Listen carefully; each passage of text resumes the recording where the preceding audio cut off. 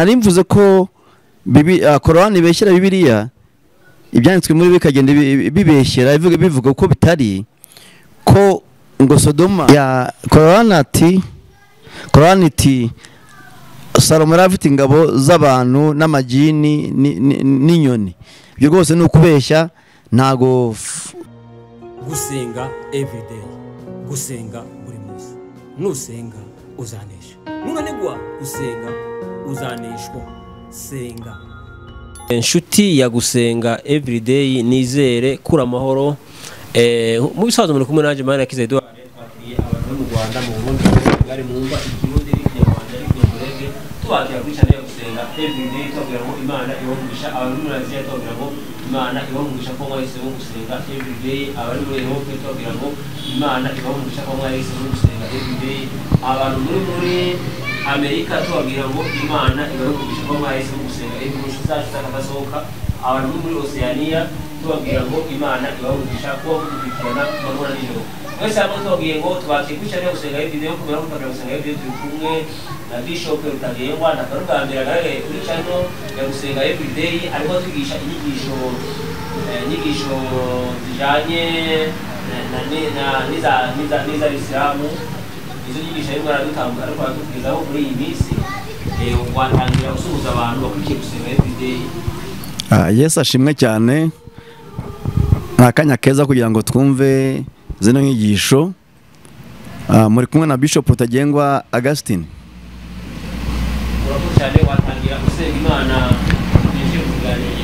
Mana yacu, Mana nziza, Mana igira neza, turagushimiye muri aka kanya. Tugushimiye kuri ikiganiro tugiye kuganira n'abantu batwumva hirya no hino ku isi. Ubane natwe kandi twigaragarize, umwuka wera wawe abane natwe kandi duhishure kumenya ukuri kugira ngo tukugenderemo. Turagushimiye bana natwe muri mwanya wose, mu izina rya Yesu Kristo umwami n'umucunguzi wacu, amen. Ushobora gukurikiranye cyane no gusenga video ufunguye ubwa mbere, tugusaba ukanda subscribe, ukore share, ukore comment. Imana ibumugisha. Uyu munsi tugiye kuganiraho ko twamutumiye, dushaka tuganireho ingene Korani ibeshera Bibiliya. Ntegeza ko shigaye tugiye kuganira. Yego. Murakoze cyane. Abantu benshi hirya no hino bemera ko Bibiliya ari igitabo cy'Imana, hari n'abemera ko Korani ari igitabo cy'Imana. Ariko haraho usanga Korani ivuga amagambo ko ari muri Bibiliya ariko ntuyasangemo, abo ugasanga irabeshyera Bibiliya, ndetse n'ibindi byanditse muri Bibiliya ugasanga yabivuze uko bitari. Ubwo rero uyu munsi nkaba nshaka kuvuga kuri ikiganiro uburyo Korani ibeshyera Bibiliya. Ubundi Bibiliya yanditswe imyaka myinshi cyane mbere yuko Korani ibaho. Kugeza igihe Muhammad yaziraga ku isi, Bibiliya yari imaze imyaka irenga 2200 ibayeho. Ariko aho Muhammad aziye azavuga bimwe muri Korani bijya gusa n'ibyo muri Bibiliya, ariko ntaho bitagira ahantu bihuriye, abo ugasanga Bibiliya yabeshyewe, ibyo bintu byavuzwe ntaho biba. Urugero ntangiriye aho muri Korani surati Haji, ubwo ni igice cya 22 ku murongo wa 52, haravuga ngo na hatukumtuma kabla yako mtume mwenye kupewa kitabu wala mtume asiyepewa kitabu chake mahususi, lakini anafuata kitabu cha mtume aliyemtangulia, ila anaposoma shetani hutia fitina katika masomo yake hayo, lakini Mwenyezi Mungu huondoa anayoyatia shetani, kisha Mwenyezi Mungu huzimakinisha aya zake, na Mwenyezi Mungu ni mjuzi na mwenye hikima. Ngo intumwa, ngo nta ntumwa tugiye twohereza ngo ivuga ibyayo, ngo ahubwo buri ntumwa twayoherezaga kuvuga ibyiyayibanjirije. Bishatse kuvuga ikintu ngo, ariko ngo iyo ntumwa ije kuvuga ibyiyayibanjirije, ngo hari igihe Satani ayivangira, ngo ariko Allah akagenda avana bimwe Satani yashyizemo kugira ngo aya z'Imana, Imana ubwayo izitunganye. Usanga rero muri Korani hari amagambo ajya gusa nayo muri Bibiliya, ariko wakurikirana ugasanga aracuritse cyangwa arimo nabi cyangwa si nayo burundu. Reka dutangire mbereka iyo mirongo mike sinavuga yose, mvuga ntabwo bavuga Korani birango birangiza umunsi umwe. Icyambere, Korani ivuga yuko Yesu yahanuye Muhammad ko azaza. Iyo byanditse muri Korani 61 ku murongo wa 6 ngo Yesu ahanura ko Muhammad azaza. Nta hantu na hamwe ushaka kubona Yesu yarahanuye Muhammad yuko azaza. Bibiliya yose nyisomye kenshi, nyirangiza unone soma ku nshuro ya 9, nyirangiza kuva mu itangiro kugera ku byahishuwe, ariko nta hantu na hamwe ushaka gusanga Yesu yarahanuye ko Muhammad azaza. Reka some mirongo tugiye dusoma mike ntabwo twasoma yose. Mu gitabo cya Korani 61 ku murongo wa 6 wumva uko intumwa Muhammad yabivuze. 61 ku murongo wa 6.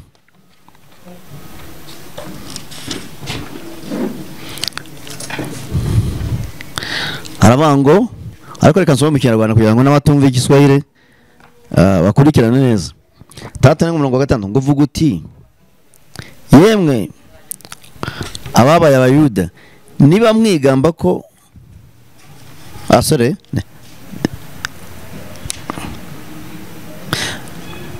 Nasomye atariho, kadusome aho hantu ngo zirikana ubwo Isa mwene Mariyamu yavugaga ati, yemwe bana ba Isirayeli, mu by'ukuri jye ndi intumwa ya Allah kuri mwe, nemeza ibiri imbere yanjye byo muri Taurati, nanatanga inkuru nziza y'intumwa izaza nyuma yanjye, izina ryayo ni Ahmad. Abazaniye igitangaza baravuze bati, ubu ni uborozi bugaragara. Hano Korani iravuga ko Yesu yahanuye intumwa yitwa Ahmad. Abasilamu bakavuga ati Ahmad wundi niwe Muhammad, nubwo atari izina rimwe. Ahmad na Muhammad ni amazina yatandukanye, ariko niyo yabavuga na Muhammad. Ntaho na hamwe Yesu yigeze avuga ko Muhammad azaza ku isi. Ndetse iyo tuganira n'abasilamu, tuganira nabo kenshi mu madeba atandukanye, ku maradiyo, ku bibuga by'imipira n'ahandi, berekana wa murongo wa Yesu avuga ko azoheza undi mufasha ari wo Mwuka Wera. Bakavuga ngo noneho ngo Mwuka Wera ngo niwe Muhammad. Ariko ibyo nabyo ni ukwibeshya, kuko Bibiliya avuga, Yesu yaravuze ngo Umwuka Wera naza abisi ntibazamubona, ariko mwebwe, yavugaga bakirijwe, muzamubona kuko azaba muri mwe. Nta kuntu Muhammad yaraje aravuka aragaragara abana abantu, nta kuntu Umwuka Wera yaba Muhammad nk'uko abasilamu babivuga berekana uwo murongo. Kuko tubabaza kenshi ibyo muvuga byanditse hehe? Uwo murongo mwawubona he Yesu ahanura Muhammad? Bakawubura, bagashaka aho Yesu yasezeranyije Umwuka Wera ko ariho havuga ko Muhammad yahanuwe na Yesu. Ibyo rero rwose sibyo. Icya kabiri, bakavuga ahandi bavuga yuko Mose yahanuye Muhammad ko azaza. Bagasoma muri Korani 7:157. Aho ni handi bavuga ko ngo ari indi ntumwa izaza imeze nkanjye. Aho byanditse nanone mu gitabo cya Bibiliya muri Korani 7 umurongo w'157. Ariko ibyo bivugwa bavugaga Yesu. Urebe mu gitabo cya Gutegeka kwa 2:18 umurongo wa 15. Reka dusome umurongo wumve, havugaga Yesu ntabwo havugaga Muhammad. Bagerageza kubyitira ngo berekane ko muri Bibiliya Muhammad abamo, ariko nta na hamwe muri Bibiliya wasanga Muhammad. Ahubwo hano hose aho dusomye havugaga Yesu. 28 Bibiliya mu Gutegeka kwa 2 ku murongo wa 15. Reka mvuge umurongo bitira ko ari Muhammad ngo na Mose yahanuye. Haravuga hati, Uwiteka Imana yawe izabahagurukiriza umuhanuzi umeze nkanjye. Uwo ni Mose wavugaga, ukomotse hagati muri mwe, muri bene wanyu, azaba ari we mwumvira. Uyu murongo barawitwaza bakavuga ngo ni Muhammad. Yesu ubundi Muhammad yari umuyuda? Muhammad turamuzi ko yari umwarabu uvuka muri Arabia Saudite, uvuka mu bwoko bw'Abakuraishi. ise Abdullah nyina Amina barazwi. Kuvuga rero ngo uyu umuhanuzi umeze nka Mose ukomoka mu bwoko bw'Abisirayeli nta kuntu aba Muhammad, uko ni ukubeshya, ntabwo ari byo. Aho Korani naho ibeshyera Bibiliya. Icya gatatu, bavuga ko Yesu ngo atumwe ku Bisirayeli gusa, bati Yesu ari umuhanuzi w'Abisirayeli, ariko Muhammad we aje kwisinzima, atumwe kwisinzima. Ariko icyo nacyo ni ikinyoma, kuko muri Yohana 3:16 wabona umurongo w'ikimenywa bose, Yesu aravuze ngo kuko Imana yakunze abari mu isi cyane byatumwe itanga umwana we w'ikinege kugira ngo umwizera wese atarimbuka ahubwo ahabwe ubugingo buhoraho. Yavuga ngo yoheje umwana ku isi, umwana wawe Yesu. Isi ntabwo ari Isirayeli, isi ni isi nyine, n'isi yose. Yesu yaje kwisinzima, ntabwo yaje ku Bisirayeli bonyine. Ibyo babyitwaza bagira ngo bafobye Yesu, bazamura izina rya Muhammad, berekane yuko Muhammad ari ukomeye, ko Yesu watumwe ku Bisirayeli gusa, ariko Muhammad agatumwa ku isi nzima. Icya kane, baravuga ngo Bibiliya yarahinduwe, ngo iyo dufite si y'umwimerere, ngo niyo mpamvu handitswe gutegeka kwa kabiri, kuko gutegeka kwa mbere kwarabuze ntikukiriho. Gutegeka kwa kabiri ntabwo bivuze ko gutegeka kwa mbere kwabuze. Gutegeka kwa mbere ushatse kubivuga mu mvugo yabo, kiriya gitabo cy'amategeko kibanza ni kuva, aho Imana atanze amategeko ku Abisirayeli. Gutegeka kwa kabiri naho Mose yibutsaga bya bindi byose byanditse mu gitabo cyo gutegeka cyo kuva, abibutsa amategeko y'Imana ngo be kuzayatatira. Ariko si ukuvuga ngo gutegeka kwa mbere kwari kutakiriho ngo bandika gutegeka kwa kabiri. Bibiliya ntabwo bayihindura ngo bishoboke, nta nubwo byemerewe kuyihindura, kuko biravuga ngo ntuzagire ikintu ukuraho na kimwe, ntuzagire n'icyo wongeraho. Iyo usomye mu gutegeka kwa kabiri igice cya 4 umurongo wa 2, haravuga ngo kuri Bibiliya ntuzagire ikintu wongeraho, ntuzagire n'icyo ukuraho. Nanone urangiza Bibiliya byayishuwe 22 ku murongo wa 18 na 19, haravuga ngo ntuzagire ikintu wongera kuri Bibiliya, ntuzagire n'icyo ukuraho. Ubwo rero ntago Bibiliya yahinduwe, ahubwo yasemuwe mu ndimi tuzi. Bibiliya abanzi bambere isezerano rya kera yanditswe mu Giheburayo, n'iricya ryandikwa mu Kigiriki. Ubwo yarasemuwe mu ndimi twumva, mu Giswahili, mu Kinyarwanda, mu zindi ndimi, Cyongereza, mu Gifaransa no mu zindi ndimi zindi, ariko ntiyahinduwe, ahubwo yarasemuwe. Ugomba gutandukanya rero. Ya gatanu navugaho, muri Korani handitse ngo Nowa yari afite umwana umwe, kandi uwo mwana yazoze umwuzure. Mbese koko Nowa yari afite umwana umwe? Ibyanditse mu gitabo cya Korani 11 umurongo wa 42. Reka mwumve uwo murongo uvuga kuri Korani ivuga ibiri muri Bibiliya ibivuga nabi bicuritse. 11:42 Korani haravuga hati,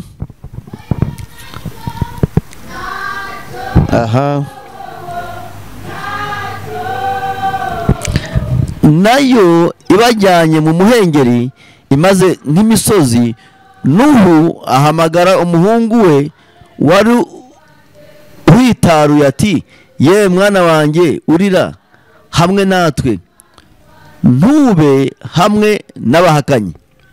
Umwana aravuga ati, ndahungira ku musozi undinde amazi. Aravuga ati, nta murinzi n'umwe uyu munsi ku itegeko rya Allah usibye uwo yasigiye impuhwe. Umuhengeri urabatandukanya ubwo aba mu barohamye. Ngo Korani iravuga ngo Nowa yari afite umuhungu umwe, kandi umuhungu yaratakambye rwose ntibyashoboka, umuhungu wararohama. Ariko se iyo tuye byanditswe byera dusanga koko Nowa yari afite umuhungu umwe, ese umuhungu wewe yararohamye koko? Nowa yari afite abana batatu, yari afite Shemu, Hamu na Yafeti. Ibyo birazwi, birananditse mu gitabo cy'Itangiriro igice cya 11 umurongo wa 31. Dusangamo abana ba Nowa, Shemu, Hamu na Yafeti. Iyo avuga ngo bararohamye, tubona neza umwuzure urangiye, abana bavuye mu nkuge n'abakazana ba Nowa, kuko abahungu bari bararongoye, kuko inkuge yarimo abantu 8 bonyine, Nowa n'umugore we, abahungu ba Nowa 3 n'abakazana be 3, nibo bantu 8 barokotse ku mwuzure. Iyo bavuga rero ngo Nowa yari afite umwana umwe ngo kandi ngo yararohamye, ntabwo ari iby'ukuri, uko ni ukubeshya. Aho Bibiliya naho ibeshyera Korowani. Kugira ngo nyumuzi ibyo uzasoma Itangiriro, uzasoma Itangiriro 11:31 uzasanga ibyo bintu. Indi ngingo, Korowani iravuga ngo ise wa Aburahamu ngo yitwaga Azari. Ibyo soma muri Korowani 6:74. Mbese se muri Bibiliya ise Aburahamu yitwaga nde? Iyo dusoma muri Bibiliya ise Aburahamu yitwaga Tera. Reka dusome umurongo wa Bibiliya 11:31 wumve se Aburahamu ko yitwaga. Ibyo ni ibinyoma byose Korowani ibeshyera Bibiliya kandi hamya ko byanditswe muri Bibiliya. 11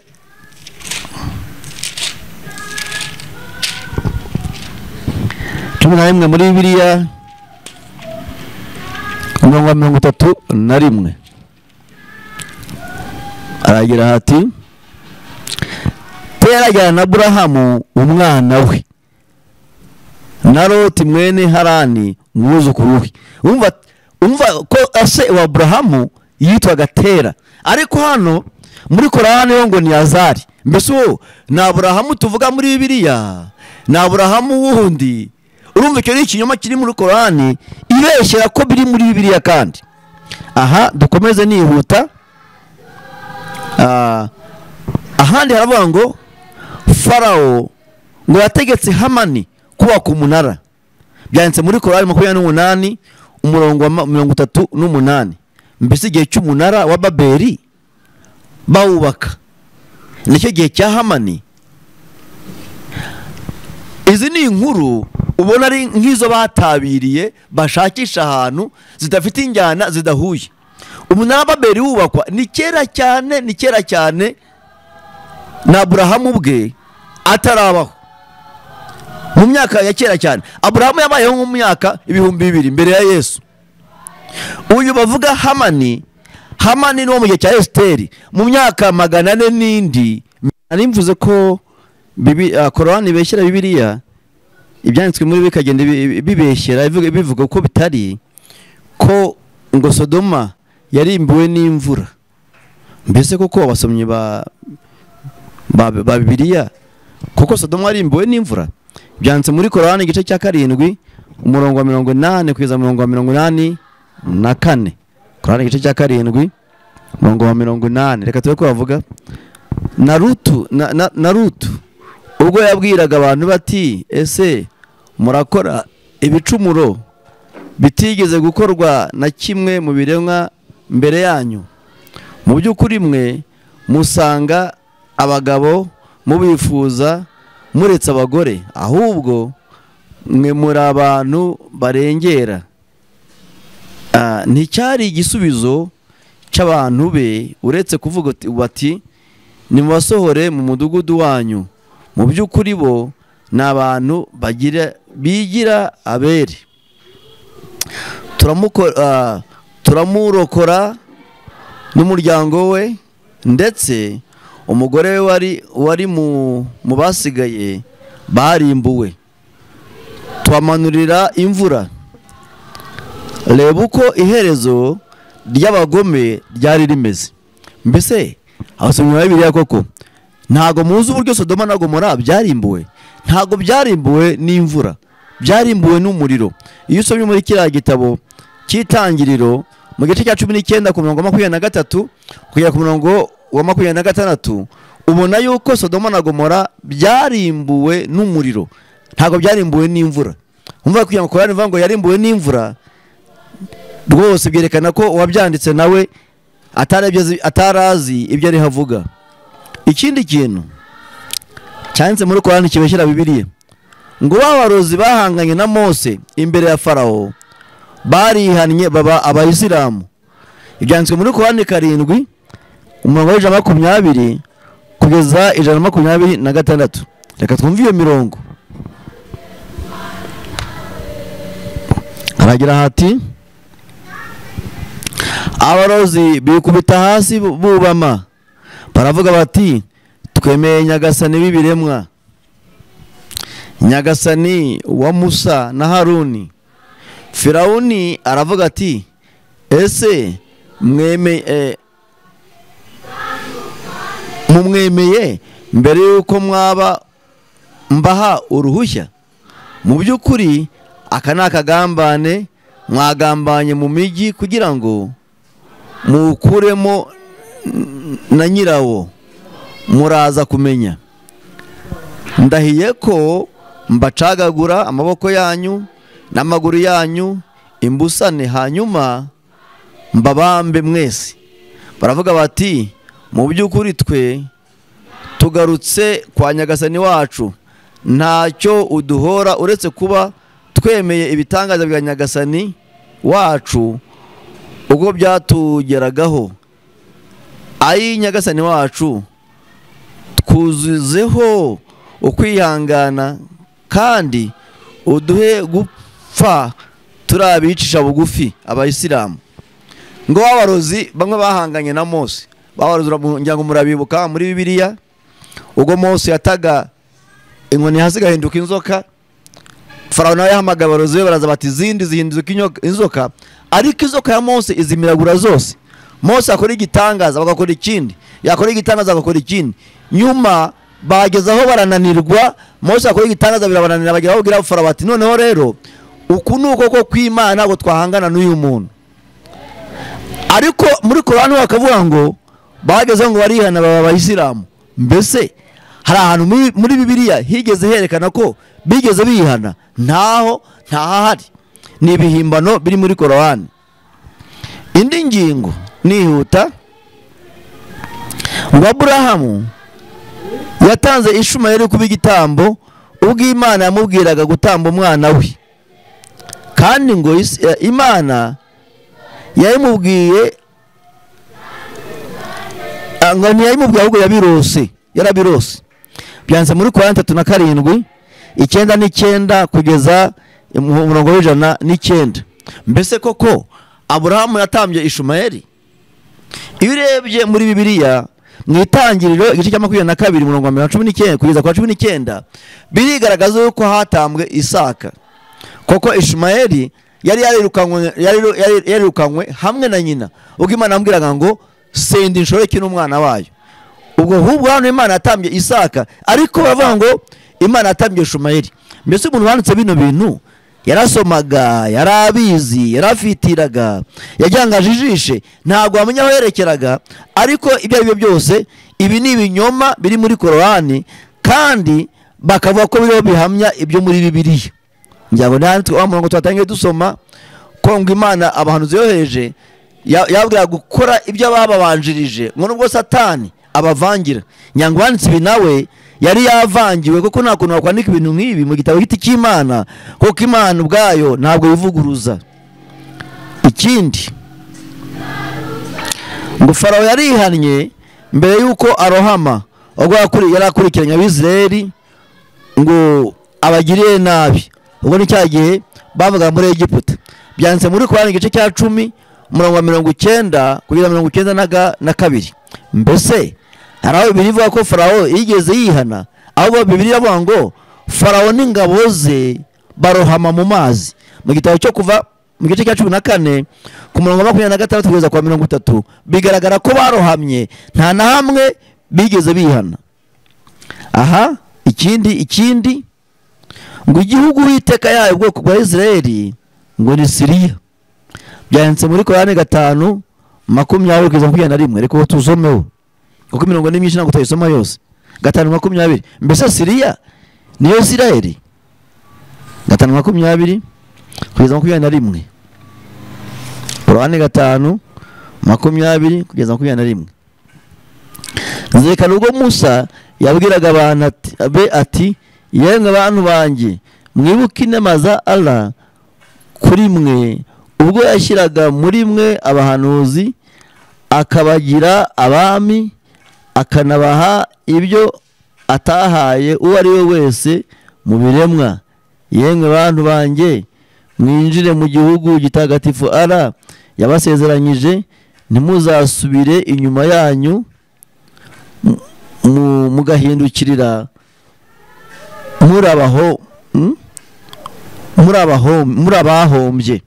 Baravuga bati yewe Musa, mu by'ukuri harimo abantu b'ibigango kandi ntabwo turi bukinjiremo keretse bagisohotsemo, nibagisohokamo ubwo nibwo twakinjira. Abagabo babiri mu batinya Allah yahaye inema ze baravuga bati nimubinjirane mu muryango, nimwinjira mu by'ukuri muratsinda kandi mwiringire Allah niba muri abemera. Baravuga bati yemwe Musa, mu by'ukuri twe ntabwo tukinjira na gato bakikirimo, genda wowe na nyagasani wawe murwane, twe turi hano turicaye. Hano Korani hamye yuko kino gihugu Imana yari yabahaye ngo ari igihugu ngo cya Siriya. Ariko se koko Imana yatanze Siriya? Ntabwo Abisirayeli Imana yigeze ibaha igihugu cya Siriya. Oya, yabaye igihugu cya Kanani. Ntabwo Imana yigeze ibaha igihugu cya Siriya. Reka mbahe umurongo kuva 3 wa 6 kugera ku 9. Imana ibereka icyo gihugu n'itangiriro 12 kugeza kwa 7. Icyo gihugu baracyereka ntabwo ari Siriya rwose. Icyo ni ikinyoma kiri muri Korani. Indi ngingo ngo Kaini yishe murumuna we ikiyoni kimufasha kumuhamba. Nayo reba, mbese ubundi ikiyoni gifite ubushobozi bwo guhamba umuntu? Byanze muri Korani 5 umurongo wa 27 kugeza 32. Korani 5 umurongo wa 27 ngo ikiyoni nicyo cyafashije Gahini gushyingura Abeli murumuna we. Reka some uyu murongo twihuse kwego cyo gutina. 27 aragira ati basomera inkuru y'abana babiri ba Adamu mukuri ubwo batangaga ibitambo, icyumwe muri bo kikakirwa icyundi nticyakirwe. Aravuga ati rwose ndakwica. Undi aravuga ati mu by'ukuri Allah yakirira abaganduka. Mundamburiraho ukuboko kwawe kugira ngo unyice. Gesi sinkuramburiraho ukuboko kwanjye kugira ngo nkwice. Mu by'ukuri genda tinya Allah nyagasani w'ibiremwa. Genda shaka ko utahukana icyaha cyanjye n'icyawe ukamubo mu muriro. Icyo nicyo gihembo cy'abahuguza. Umutima we umworohereza kwica muvandimwe we, aramwica ubwo aba mu bahombye. Allah yohereza ikiyoni gicukura mu butaka kugira ngo kimwereke uko ahishira ubwambure bw'umuvandimwe we. Aravuga ati ayiwe, ese naniwe kumera nk'iki kiyoni ngo mpishire ubwambure bw'umuvandimwe wanjye? Ababaye mu bicuza. Tekereza nawe ngo Kaini yishe murumuna we Abeli, ngo ikiyoni kimufasha kumuhamba, cyaza kiracukura. Ese koko buri ikiyoni gifite ubushobozi bwo gushyingura umuntu? Se cyamuterura, cyafata isuka kigacukura? Ibyo rwose ntaho biba, ntaho byanditse muri Bibiliya. Nibyo abahibye Korani bihimbiye gusa babishyiraho. Aha ikindi ngo Mose yasenze iminsi 30 Imana imuha amategeko. Korani 7:142. Mbese Mose ajya guhabwa amategeko yamaze iminsi ingahe ku musozi? Bibiliya iravuga ngo yamaze iminsi 40 ku musozi. Ariko hano Korani iravuga ngo yamaze iminsi 30. Korani 7:142. 7:142 haragira hati dusezeranya Musa amajoro 30 tuyuzurisha 10, tuyuzurisha 10. Isezerano rya Nyagasani uwe ryuzura ari amajoro 40. Musabwira mukuru we Haruna ati nsigarira ku bantu banjye utunganye kandi ntukurikire inzira y'abangizi. Ngo Mose agiye ku musozi yakajya amategeko ahamara iminsi 30. Ariko Bibiliya ivuga yero yuko yamaze iminsi 40. Ibyo ni ibinyoma bigenda bigaragara muri Korani. Nanone ngo Mose yakoze ibitangaza 9 mu gihugu cya Egiputa. Byanditse muri Korani 27 umurongo wa 12. Mbese koko muri gihugu cya Egiputa Imana amukoresha ibitangaza 9? Mu basomyi ba Bibiliya tubona ko Imana amukoresha ibitangaza 10. Igitangaza cya nyuma ari nacyo cya 10, umwana w'imfura w'umuntu n'w'inyamaswa yarapfuye muri Egiputa. Farawo agira ubwo arabarekura baragenda. Ariko hano ho hava ngo yakoze ibitangaza 9. Mbese umuntu wabivuze yarasomaga, yarafitiraga. Ni ibintu by'urujijo bajya bashyiramo kubera kwakira inkuru zitarizo cyangwa z'igice bakandika ibitari byo. Indi ngingo, Marayika babwiye Lote iby'urupfu rw'umugore we atarapfa. Nta na hamwe byanditse muri Korani 29:32 kugeza 33. Nta na hamwe Marayika yigeze abwira Lote cyangwa umugore we ko agiye gupfa, ahubwo yarabwiye ngo nimuhindukire inyuma mudapfa. Maze umugore wa Lote ahindukiye inyuma ahinduka kuba inkingi y'umunyu. Ariko nta na hamwe twigeze tubona n'ubundi Imana ibwira Lote umugore ngo ari bupfe ari buhinduka inkingi y'umunyu. Ntaho tubona mbere. Irebye mu gitabo cy'Itangiriro 19 ku murongo wa 26 niho tubona Imana ibihanangiriza ko nta muntu uri buhindukire inyuma, ariko ahindukiye inyuma umugore we ahinduka inkingi y'umunyu. Ikindi ngo Salomo yari afite ingabo z'amagini n'iz'inyoni n'abantu. Zo zari ingabo za Salomo. 27 Korani umurongo wa 16. 27 Korani umurongo wa 16. Turafi no kurangiza nuvasige umurongo nk'umwe gusa. 27 16.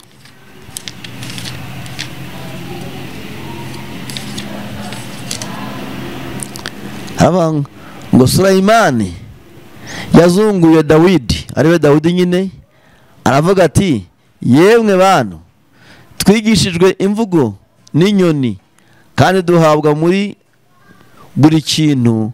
Mu by'ukuri izi nizo ngabire zigaragara. Sulaimani yakoranyijwe ingabo ze mu majini no mu bantu no mu nyoni, zirakwirakwizwa impande zose. Ngabatekereza Sulaimani ariwe Salomo ngo afite ingabo z'amajini amurwanirira, afite ingabo z'abantu, afite n'ingabo z'inyoni. Aho igena gisanga bishekeje cyane kuko tubona ko Salomo yari umwami w'Isirayeli, yari afite ingabo nyine abantu barinze igihugu. Ariko nk'umuntu ubaha Imana nta kuntu ari kurwanisha amajini, nta majini yagiraga, ahubwo yafite ingabo z'abantu. Korani iti Salomo yari afite ingabo z'abantu n'amajini n'inyoni. Ibyo rwose ni ukubeshya. Ntago Salomo yari afite ingabo z'abantu n'amajini n'inyoni, kuko icyambere yubahaga Imana. Kandi gutegeka kwa 2 mu gice cya 18 ku murongo wa 10 kugeza kwa 11 Uwiteka Imana yari yarababujije Abisirayeli ngo ntibazakorane n'amajini, ntibazamere ibintu by'abadayimoni. No mu Balewi igice cya 20 ku murongo wa 27 harabibabuza ngo ntibazakorane n'abadayimoni ariyo majini. Ubwo abantu bavuga ngo Salomo yari afite ingabo z'abantu n'amajini n'inyoni, ntabwo ari iby'ukuri, ntabwo ari iby'ukuri. Nta natwe tubona inyoni zirwana. Inyoni se zarwana gute n'abantu gute? Iyo ni ukubeshya. Sinzi aho Muhammad yagiye abivana. Cyakora Korani bivuga neza mu gice cya 7 umurongo wa 157 ko atarazi gusoma no kwandika. Ni amakuru yagiye ahabwa nawe akabyandika muri Korani, akabwira abantu ngo bamwandikire ko ntiharazi kwandika bakayimwandikira. Ariko rwose ntaho byabaye. Izo ni inkuru. Hari amagambo menshi Korani yandika akavuga ngo ari muri Bibiliya, ariko atari byo, ari ibintu gusa bagiye bafindafinda bakandikamo. Ndagize mabwira ngo Imana ni imwe, Imana igitabo cyayo ni Bibiliya. Ntabwo yavuga ijambo ngo buke yisubiramo uvuye ngo ariko nibeshye cyangwa ibivuga ukundi kutari byo. Ibyo bitava nkuko birivuga, ni ibinyoma byambaye ubusa kandi ntabwo yiva ku Mana. Murakoze cyane, mwari kumwe na Bishop Rutagengwa Augustine. Imana ibahe umugisha cyane. Ushatse kugira icyo umbaza cyangwa kukumamagara, telefone zanjye ni 07 82 49 14 7. Ndasubiramo 07 82 49 14 7. Rwose uzampamagare tuganire niba ari ikibazo wagira muri izi nyigisho, cyangwa niba wakiba ukeneye n'amasengesho uzambwire. Imana ibahe umugisha. Dusoza nashaka ko ikibazo kimwe ngiye kubaza. Yego. Warimo utubwira yuko Korowani ibeshera Bibiliya. Ko hari Korowani ivuga ko biri muri Bibiliya, ariko wabishakisha muri Bibiliya ntubibone. Yego. None se ikigaragaza yuko Bibiliya ari jambo ry'ukuri cyangwa ariko kuri na Korowani ntabwo yaba ari uko nike kigaragaza yuko Korowani atari ukuri, nuko Bibiliya ari uko nike kibigaragaza? Ikibigaragaza nuko Bibiliya cyambere niyo yabayeho mbere imyaka irenga 2000 Korowani itarabaho. Nta kuntu rero ikintu cyabaye imyaka 2000 waza uyu munsi ukavuga ngo nuko cyari kimeze kandi atari uhari. Ubwo rero Bibiliya ni ijambo ry'Imana, kandi Bibiliya navuga ngo isi n'ijuru bizacaho bizahita, ariko ijambo ry'Imana ntabwo rizahita. Ijambo ry'Imana ntirihinduka ni rya rindi. Rero kugira ngo uzuvuga ngo iki kintu kimeze gutya utari uhari kiba waravutse imyaka 2000 yararangiye cyarabaye, nta makuru yacyo bo wifitiye. Ahubwo bitwereka ko uwabyanditse hubwo, kuko rero waje nyuma asanga ibintu biriho abihinyuza atazi naho byaturutse, niba uvuga ibinyoma. Cyaba kugaragara neza cyane ko ari ukuri ko Bibiliya rero yanditswe mbere. Korowani ikintu gishobora kuba ari gishasha, akaba ari ibintu bagenzuye neza bakareba bagasanga ikintu kije vuba n'icyo kiri mu kuri, ibyatambutse kera ni kwari ukuri. Ukuri gushobora kuba icyaje mbere n'icyaje bwa kabiri kikaba ukuri, ariko kivuzwe mu kuri.